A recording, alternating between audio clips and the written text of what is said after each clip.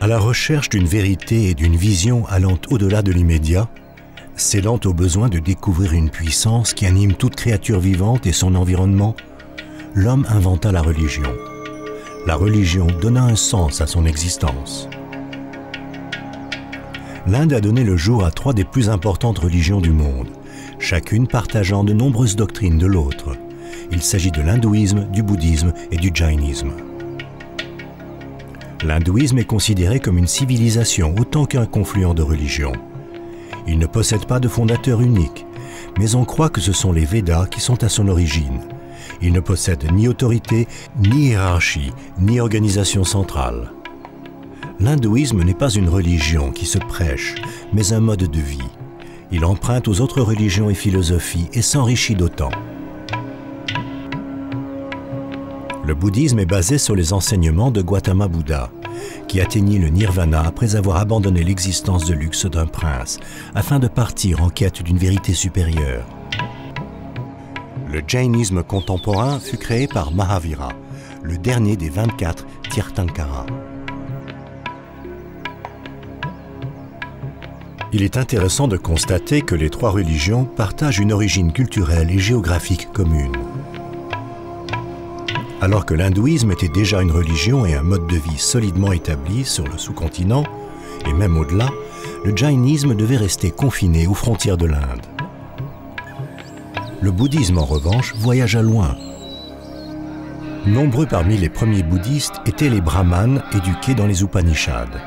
Le Bouddha, cependant, rejetait le rôle de ses écritures saintes dans le gain du salut. Il redéfinit les concepts indiens connus en les adaptant à l'explication de sa voie du milieu. Pour lui, nul besoin d'accepter un dieu ou des écritures afin d'atteindre le salut. Ces nouvelles idées furent ensuite incorporées dans la pensée religieuse indienne. Le bouddhisme prospéra en Inde grâce à son esprit généralement accommodant et à sa souplesse générale. En effet, lorsqu'il entrait en contact avec de nouvelles cultures, le bouddhisme se modifiait immédiatement afin de s'adapter aux mœurs et coutumes locales, sans remise en cause de ses concepts essentiels de sagesse et de compassion. C'est ainsi que chaque nouveau pays mit au point sa propre version du bouddhisme, sa propre structure et son propre chef spirituel. Il est intéressant de constater que ce n'étaient pas des fanatiques ou des missionnaires endurcis qui travaillaient à répandre le bouddhisme, mais des moines et des érudits, des savants de différents pays, et même parfois des exilés politiques.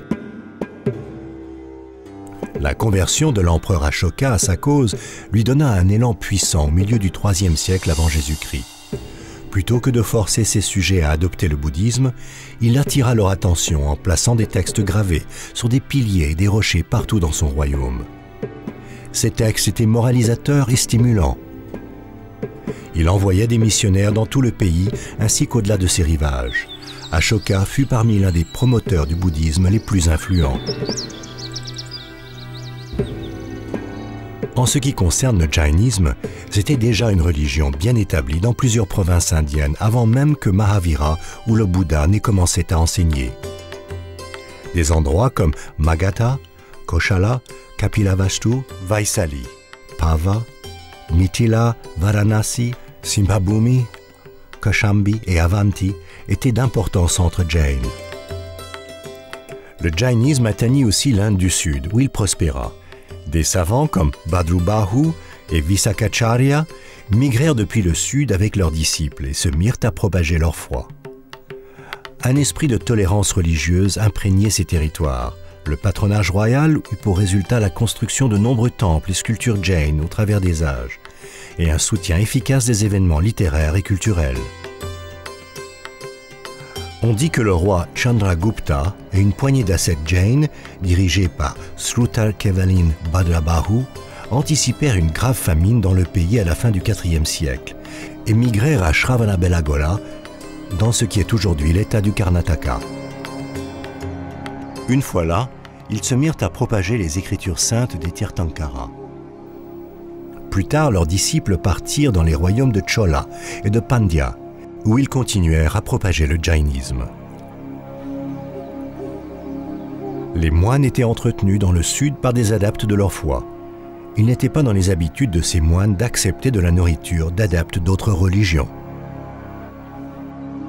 Un des nombreux à côté intéressants de ces trois religions est la profusion culturelle qu'elles laissèrent dans leur sillage. Partout où elles passaient, l'art et la littérature fleurissaient. Au début simples expressions d'une foi religieuse, elles devenaient ensuite des héritages artistiques d'une valeur inestimable. L'utilisation des formes symboliques en Inde date des sceaux de Harappan. Les hôtels de feu de la période possédaient une signification astronomique et mathématique. Leur évolution devait ensuite avoir pour résultat les temples hindous de la période moderne. Même si l'on constate que la religion a inspiré une grande partie de l'art indien, celui-ci est également une expression de la vie en Inde, de ses origines naturelles et de ses religions socio-traditionnelles. Son style, sa technicité et sa perspective artistique n'ont en effet pas grand-chose à voir avec les doctrines religieuses. Il découle plutôt d'un héritage de traditions indiennes, de symboles et de concepts. Cependant, lorsque nous examinons nos monuments les plus importants, l'on constate qu'ils ont été inspirés par le bouddhisme. Et bien que des structures plus anciennes aient pu être nommées dans des textes antérieurs, il existe peu de preuves de leur existence. En fait, il existe une période grise entre le déclin des Harappan et la période Maurya. Les temples troglodytes bouddhistes ont inspiré les hindous et les jains, qui ont créé leurs propres monuments. Le bouddhisme, qui méprisait autrefois le domaine de la métaphysique pour n'embrasser que l'essence palpable de la vie, avait subi une transformation avec l'avènement du bouddhisme mahayana. Ceci est particulièrement évident en matière d'art bouddhique. L'évolution du Bouddha, d'un être humain idéal en divinité, peut être suivie au travers d'une étude de ses icônes et représentations.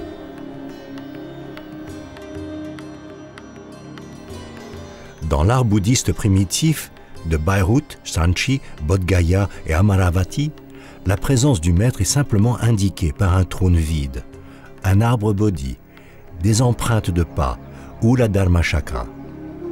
Au fur et à mesure qu'il gagnait en stature, ses représentations aussi.